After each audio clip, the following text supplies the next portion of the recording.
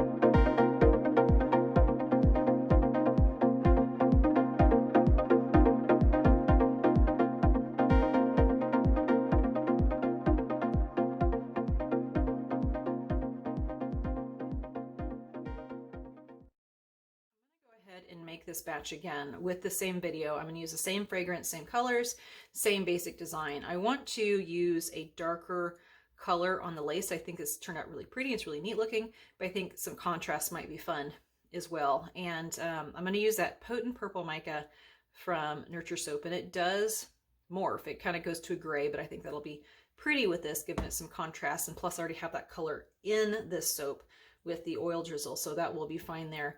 I think it's really neat how the sides and everything turned out, but I did have some trouble with that dustpan.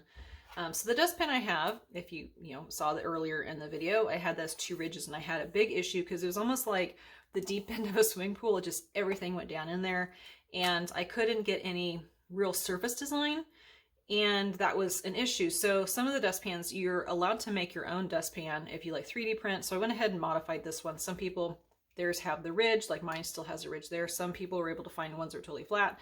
I'm not going to go out and buy yet another dustpan or try to find one, because I'm not, and I'll probably have to order one online. I wouldn't get here in time. Anyway, so I put a piece of cardboard in there and I taped it down so it closes up that hole in the back. And I would like to get some more surface design, maybe try to do a flower or something. That may not happen. Also depends on how fluid that batter is once I put it in there, because it has to be very, very fluid. But the more fluid your batter is, it's harder to control. Last year when I did the porcelain design, I've got several videos on that. My liquid batter was very, very fluid, which is really what you want for this, but it is harder to get a design that you're really, really wanting to do. So I'm going to try to do that this time with some flowers. I'm not going to record the canvas of it, the base of it, because it's going to be just the same pour that I did before, and then we'll come back when I am ready to put on the top.